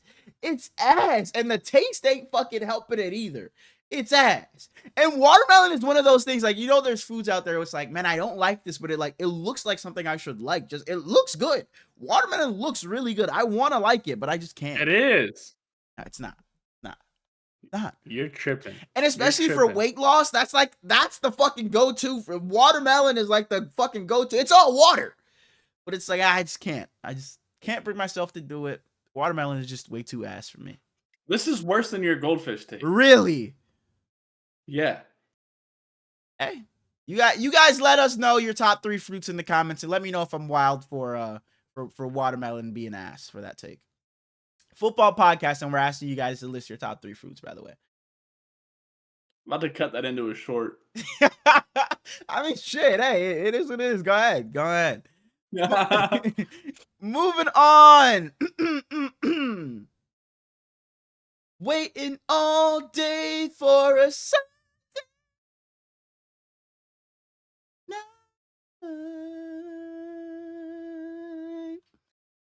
The Detroit. You gotta start staying. You can't go up into your head voice. You cut out completely. When you get into day and the second half of the night, you just cut out. Well, you're gonna have to be a more monotone. No, monotone is not a good word. That's a talking voice. More bass in my voice. I can't get too high pitched. Yeah. More. Okay. Yeah. Okay, I was trying to think of the musical terms, but I don't know any of them other than bass. What is the? Because the tie in this Sopranos, right? Sopranos, the show. Are you sure that's what it is? Like the show, you said. Music groups. Music. What would you call them? Music pitch, What music are the tones, groups of music? No, not musical instruments. Why music does Google tones. just Do like like tones in music, the different tones in music. Bro, I said I didn't want to go on fucking tangents and stuff because I got work in the fucking morning, and here we are looking up fucking music, bro. Go ahead, talk about the lines. No. What is? I want to know. What is it? What's the? I'm looking. I can't find it. Go ahead and talk about the The lines. Lions head to Kansas City to play the Kansas City Chiefs. The Chiefs need this win. Let me not say no. They need this win. The Chiefs need this win here. They come off a bad loss to the Jags on Monday Night Football when I thought they were. Here we go. From highest to lowest, we got soprano as the highest. Okay. The mezzo soprano. Uh-huh. The contralto, which is your alto, your tenor, your baritone, and your bass. You know who taught us So this? I was thinking, Little Einsteins taught us this. Hey, you watch Little? I swear they taught. Comments, let us know. The Little Einsteins taught us the fucking music like notes. Tones. I was not watching that bullshit. Let us know your top 3 kids cartoon shows. Because how the fuck is he calling Little Einstein's bullshit? How? What the fuck were you watching? SpongeBob, the fuck? Okay, not like Little Einsteins was on in the morning Phineas when you and were Ferb. getting ready for school. That's like, SpongeBob is like different. Phineas You weren't and Ferb. watching that in the morning. Phineas and Ferb. Okay. Overrated. Like, it's the same fucking thing every episode. It's like, oh yeah, we built this fucking roller coaster. Candace comes out and sees it. I'm gonna go tell mom, look what the guys did, and then boom, boom, it's gone. It's like it got a little like, okay, guys, we already know what's gonna happen. Like, it got a little repetitive for me. It's a good show, but it's got a little repetitive. That might be your worst take ever, bro. Oh my god! How do you live on a data? Phineas and Ferb is overrated. Yeah. It's not, that doesn't mean it's bad. It's still a really good show, but it gets talked about like it's in the upper echelon. It's fucking up here. It's up here. It's the same thing every episode. Shout out Perry the Platypus though. There's a fucking build up, there's a climax, and there's a resolution. That's what it's fucking supposed to be. Yeah, every show has that, but it's not the same thing every episode where we built this, we can't, our sister catches us, sister goes to tell our mom, somehow, some way it gets taken away, sister comes back, shows her mom doesn't see anything, doesn't believe her sister. Same thing every episode. But that's like, fuck Candace, who cares? It's about what they're doing and what Dak is doing. And like Phineas, bro, stop being a bitch and go get Isabella. Like, what the fuck were you doing, dog? Stop being a fucking bitch. Oh, let's not talk about that aspect. Sorry. It's 1 a.m., bro. Let's get back into the games. Let's get back into the games, please. We got 3 more games. The Lions head to Kansas City to play the Chiefs. The Chiefs need this win after a loss on Monday Night Football to the Jags, but the Lions have been absolutely whooping on anybody they play this season. And that Chiefs defense, I just don't know how to feel about it. Yeah, you looked good a couple of weeks ago, but it was the Ravens. Trevor Lawrence was able to do pretty much whatever he wanted on that defense. I'm gonna roll with the Lions in this game because, like I said, they just been whooping ass. I think they're just gonna be able to have their way with this Chiefs defense. I wouldn't be surprised if this is a super high scoring game because I think the Chiefs offense has found something now that Xavier Worthy is back. It opens up things for Travis Kelce. So I think this offense will be able to look productive, but I just don't think their defense is going to hold up against the Lions' high-powered offense.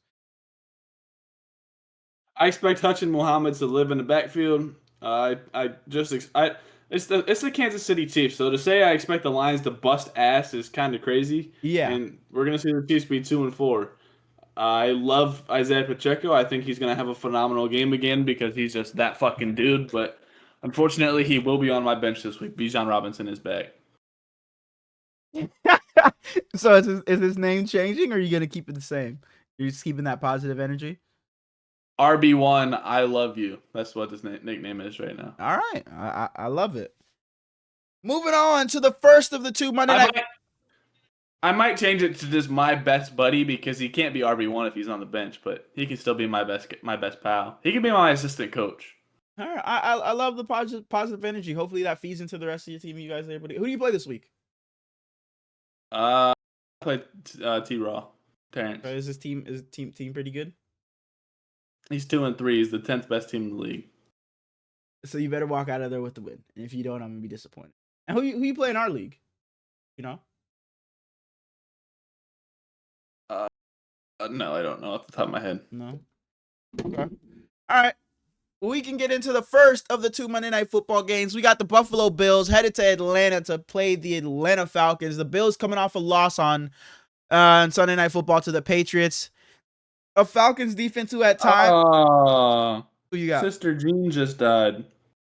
Sister Jean? R.I.P. Sister Jean. From Loyola, Chicago. You know, the old lady that was a big fan.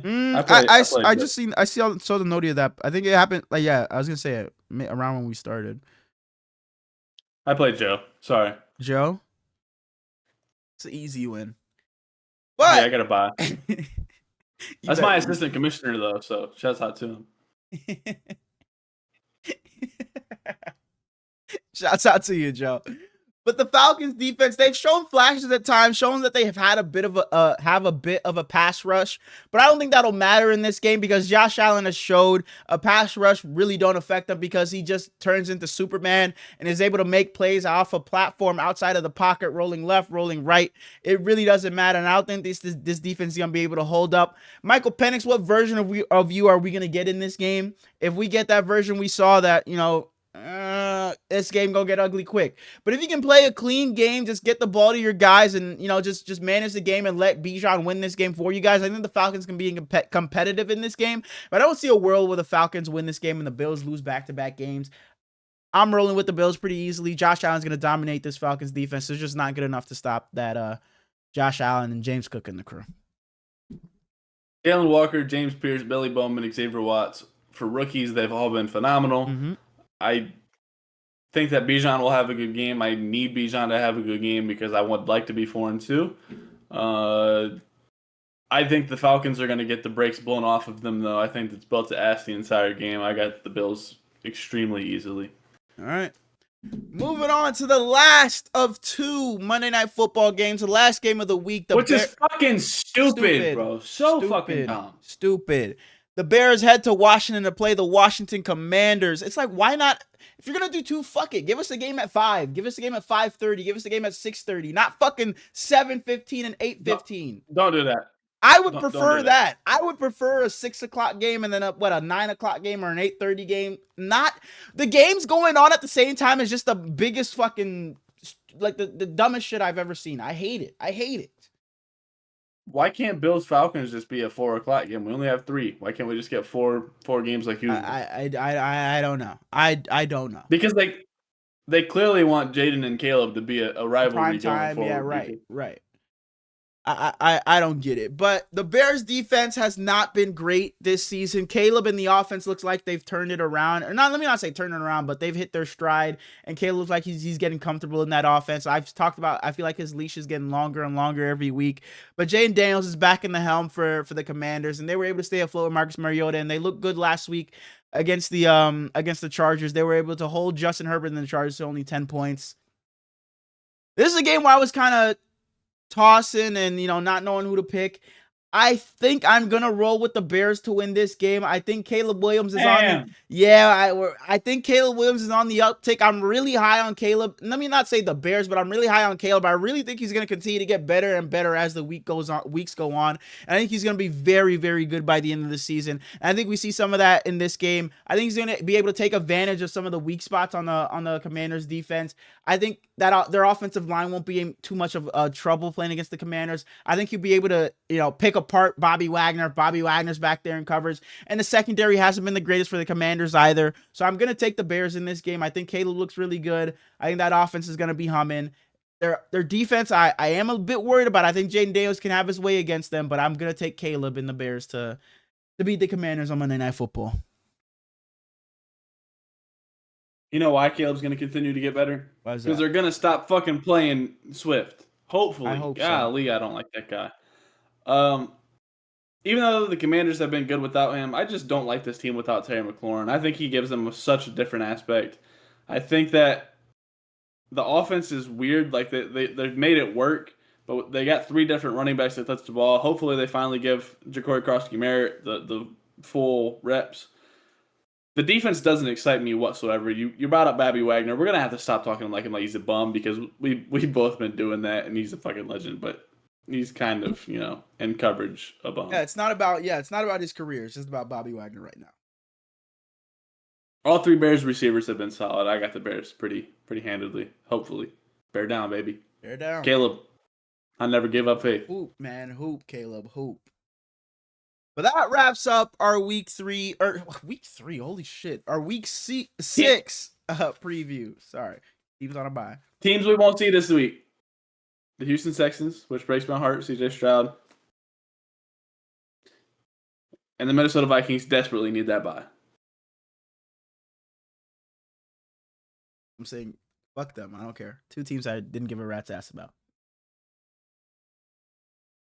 2 teams that are both better than your team, though. Oh my fucking. Moving on to the small stock market. Yeah, I hope this stock market crashes.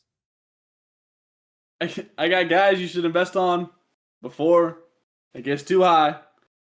Starting off with a guy whose market is already pretty high, but it's not getting any lower than what's it at right now.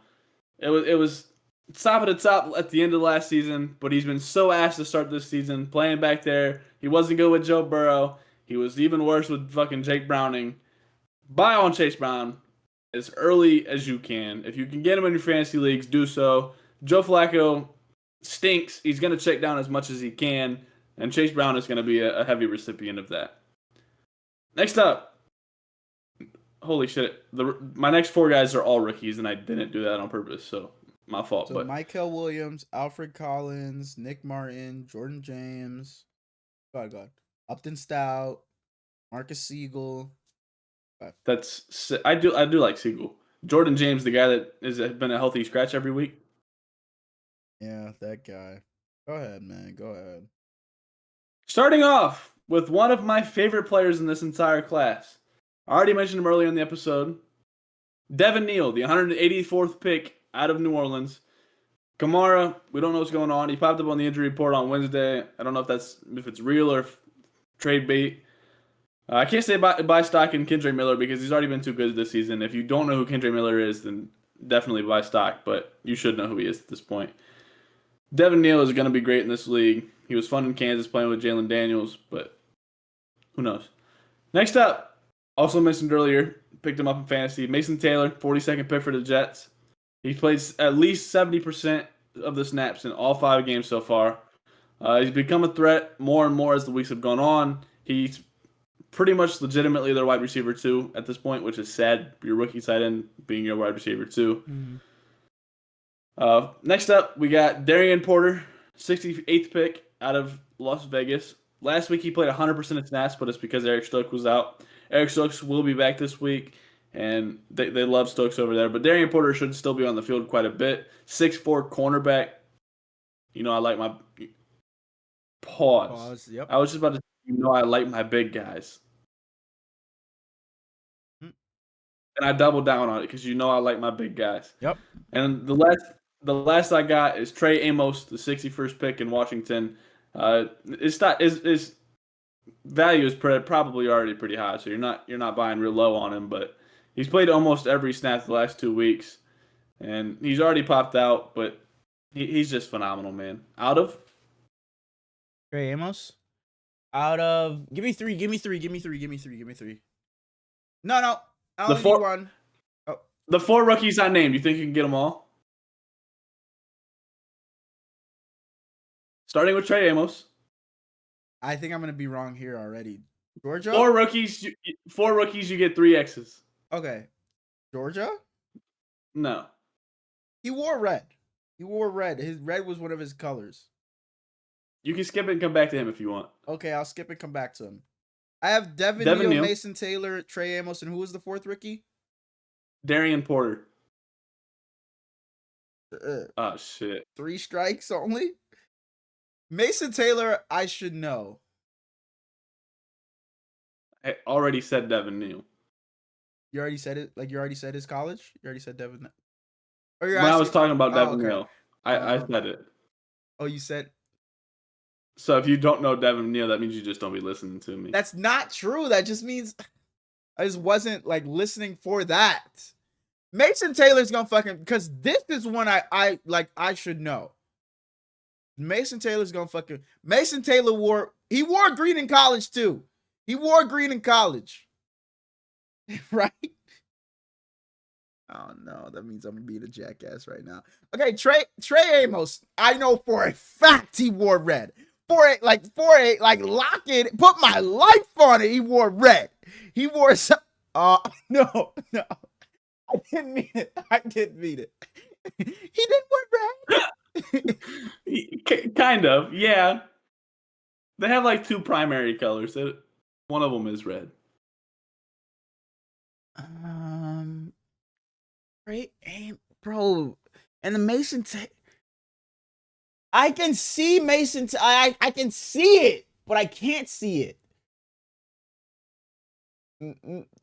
Okay, look. I'm asking for a hit. Mason Taylor went to he was in a big school, one of the bigger the big name. I know.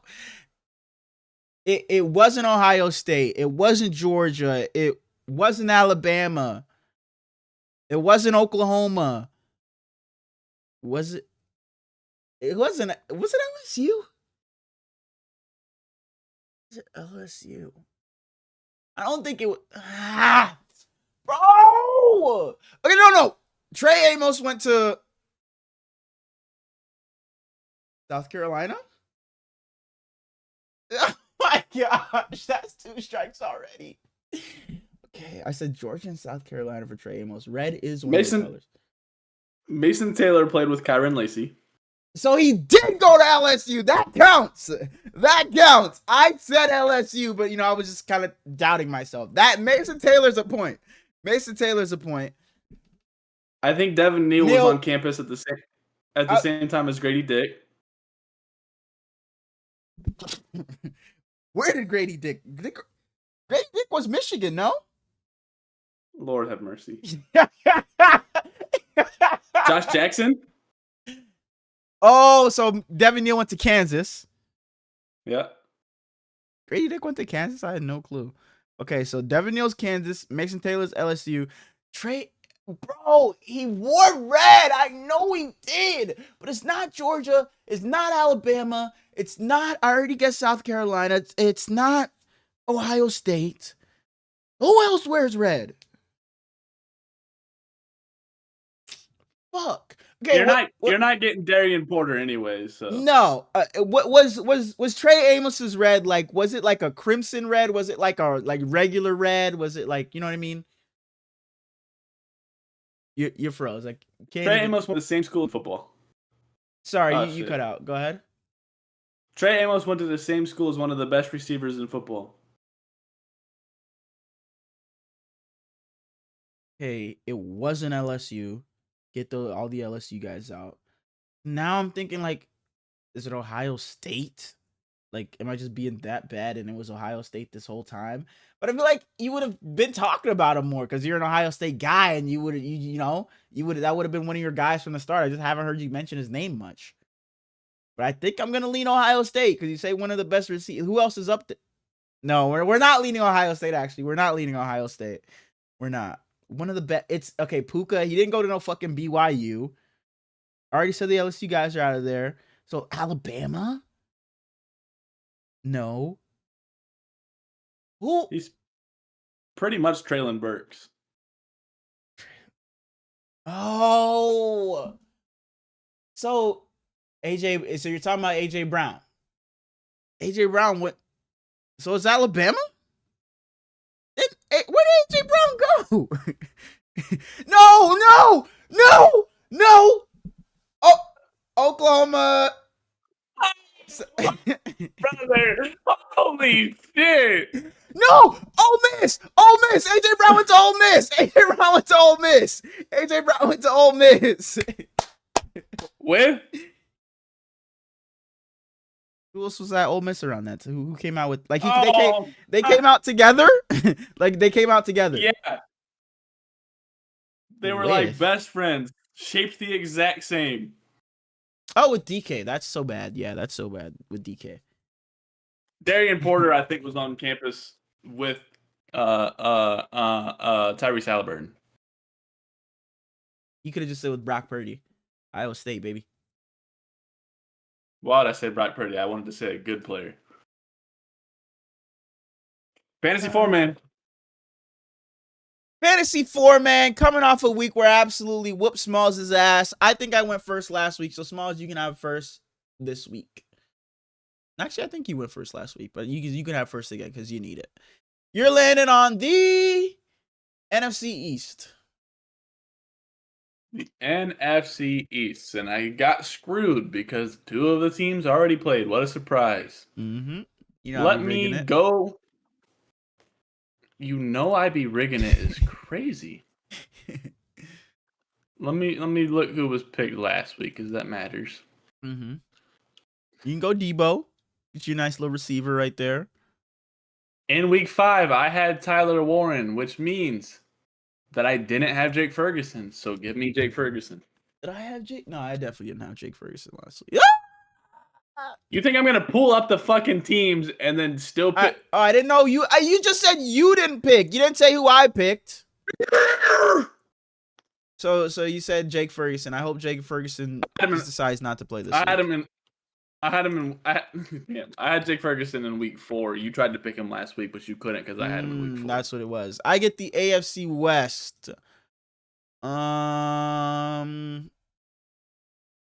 think I'm just gonna. What team am I missing? AFC West. Oh, the Colts. Wait, no, I'm tripping. That's the South. What the fuck am I doing? The Chargers, West is the Broncos, Chargers, Chiefs, and Raiders. So yeah, I'm gonna do it. I'm gonna do what I first wanted to do. I'm gonna take. Give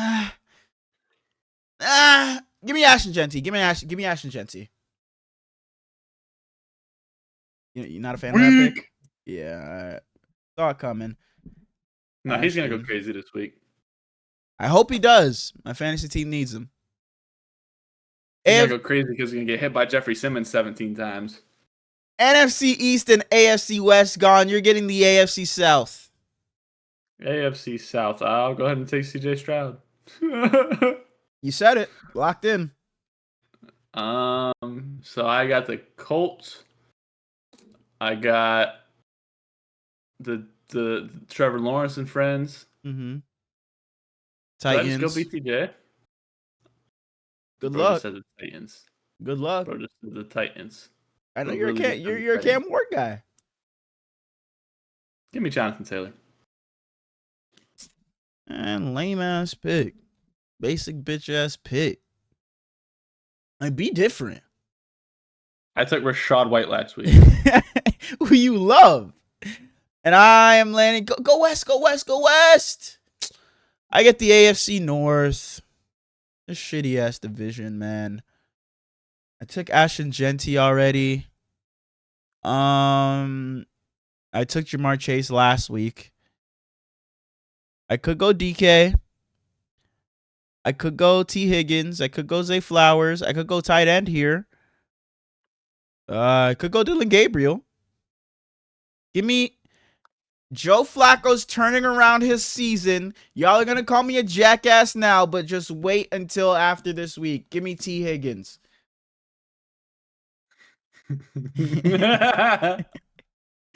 Laughing there is a valid response. We got the AFC East, the NFC West, NFC North, and NFC South left, and you're getting the NFC South. Just don't take a Buccaneer because they're gonna get strapped up. So I could take Baker Mayfield for the last time of the season. Damn, we love us some Baker. Yeah, I took him both times. So you're gonna use all 3 of Baker's uses. You're not gonna let me have one. Yo. Oh, one of these teams plays the Cowboys this week? Oh. And he doesn't have a touchdown yet, but has had a phenomenal season so far? Oh. Go ahead. Give me number 4. Yeah. I am getting That's a Ron McMillan. NFC. The NFC North. Packers, Bears, the Lions. Give me Amon-Ra St. Brown. Oh no, I have receiver already. You just took a receiver, goober. Yeah, give me Sam Laporta. Sorry, Laporta. Trying to double down on receivers. My fault. Got the AFC East and the NFC West left, and you're getting the AFC East. AFC East, so that's Josh and Folk, and I don't have a quarterback yet. Damn. I don't have a quarterback either. And I got the NFC West. Could go Sam Darnold. Could go Kyler Murray. I could go Matthew Stafford. Or I could go with Mac 10. But one of these guys is playing an absolutely putrid team that should be relegated to a different league. Give me Matthew Stafford against that Ravens defense. My final team for week 6 ended up being Matthew Stafford at quarterback, Ashton Genty at running back, T. Higgins at wide receiver, and Sam Laporta at tight end. Yuck! Sounds like a free week for Brady. My team ended up being Josh Allen, Jonathan Taylor, Tedorowo McMillan, and Jake Ferguson. So I have, let's think about this real quick. I have QB1, RB1, and tight end 1. That don't mean nothing to me. We gonna find a way to win, baby. Bet. Ass whooping. And I think that is all we have for you guys this week. Because, small talk don't make its way to the review episodes. To the preview episodes. It's just the review thing, I guess. So we appreciate you guys watching and tuning into another episode of the Hurls. He told me to keep it short. He didn't want small talk this week. That's not what I said. I did say keep it short, but I didn't say I didn't want small talk. Small talk is always welcome. We appreciate you guys watching and tuning into another episode of the Hurls and Smallz show.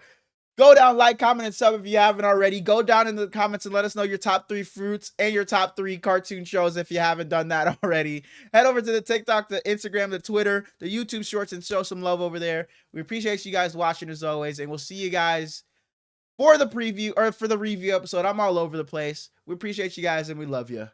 Peace. Love ya.